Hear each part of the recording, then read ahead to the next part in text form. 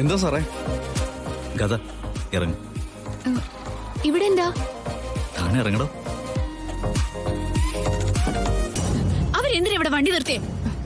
എനിക്കറിയില്ല.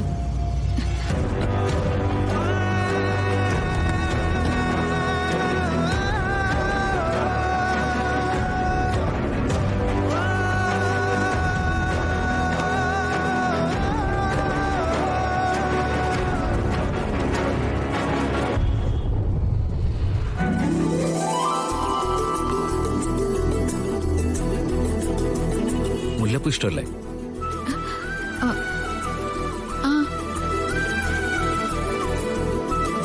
ചേട്ടാ കുറച്ച് പൂ വേണം.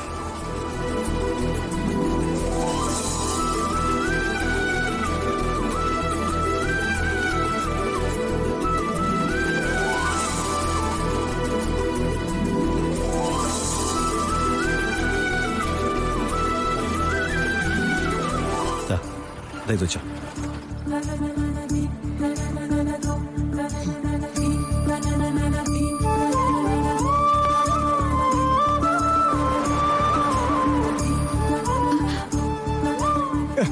എന്താ സാറേ ഇത്? പൂ വാങ്ങിച്ചിട്ട് കൈ വെച്ച് കൊടുക്കണോ വേണ്ടത്? സാറ് തന്നെ മുടി വെച്ച് കൊടുക്കുന്നേ. അത് വേണ്ട വേണ്ട, കുഴപ്പമില്ല. മാണിക്കുഞ്ഞ് പറഞ്ഞ പിന്നെ രക്ഷയില്ല, ഞാൻ വെച്ചു തരാം.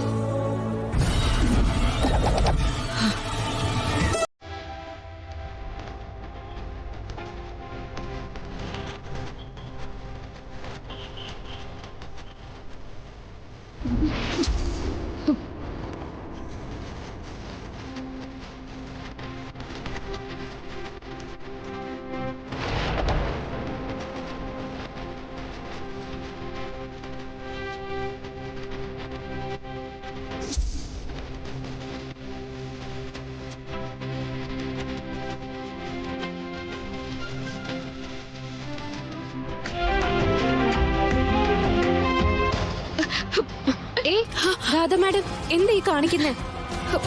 അവൾ അങ്ങനെ നിന്നു കൊടുക്കുന്നത് കണ്ടില്ലേ? ഇതെങ്ങനെയാ ഞാൻ സഹിക്കുന്നേ? രാധ മാഡായിട്ട് അഭിനയിക്കാനല്ല അവള് പറഞ്ഞയച്ചിരിക്കുന്നത്. പിന്നെ നമുക്ക് നിന്നു കൊടുക്കാതെ പറ്റുമോ? വേണ്ട, എനിക്ക് നവീന്റെ ഒപ്പം ഇപ്പൊ പോണം. രാധ മാഡം, ഇപ്പൊ അവരെ ആരെങ്കിലും കണ്ടാലുണ്ടല്ലോ മമ്മിയുടെ പ്ലാനുകളൊക്കെ പൊളിയും. പിന്നെ ഒരിക്കലും ഗാഥ മാഡത്തിന് നവീനുമായിട്ട് ജീവിക്കാനൊക്കില്ല.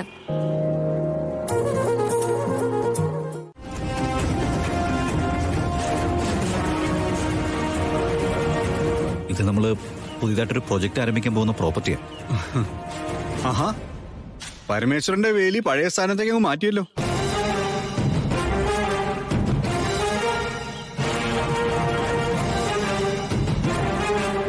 Good morning sir. മോർണിംഗ്. കുറച്ചു മുമ്പേ RDOയുടെ നേതൃത്വത്തിൽ ഒഫീഷ്യൽസ് എത്തി നമ്മുടെ പ്രോപ്പർട്ടി അളന്ന് തിട്ടപ്പെടുത്തി. അവിടെ കിട്ടിയിരുന്ന വേലിയെല്ലാം ക്ലിയർ ചെയ്തു സർ. സാറും കളക്ടറും തമ്മിലുള്ള അടുപ്പം കൊണ്ടാണ് സർ ഇത് ഇത്ര പെട്ടെന്ന് നടന്നത്.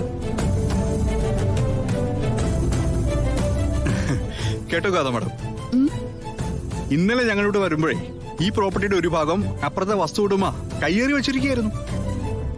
സാർ ഉടനെ കളക്ടറെ ഒന്ന് വിളിച്ചു. ഇന്ന് രാവിലെ സംഗതി ക്ലീൻ. ഇന്നലെ സാർ ഒരു ഡിസൈൻ ചോദിച്ചില്ലേ, അവരത് രാവിലെ അയച്ചു തന്നിട്ടുണ്ട് sir. Xiaomi,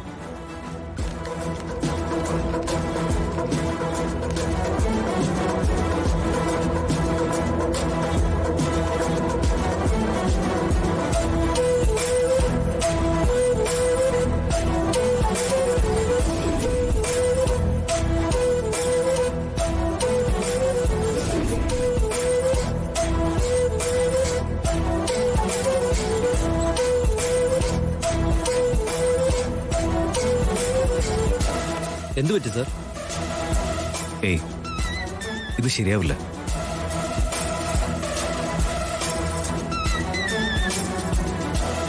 Gatha, I am totally confused. വളരെ സ്പെഷ്യാലിറ്റി ഉള്ളൊരു പ്രൊജക്ട് ഇവിടെ സ്റ്റാർട്ട് ചെയ്യണമെന്ന് ഞാൻ ആഗ്രഹിച്ചത്. പക്ഷേ എത്ര ഡിസൈൻസ് നോക്കിയിട്ടും ഐ എം നോട്ട് ഹാപ്പി. ഗാഥയുടെ അഭിപ്രായം എന്താ?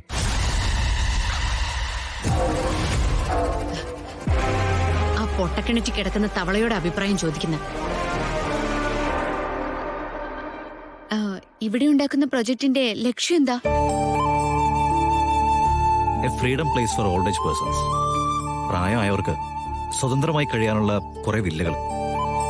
ലാഭം മാത്രമല്ല, ഒരു ചാരിറ്റി കൂടെ ഉദ്ദേശിക്കുന്നുണ്ട്.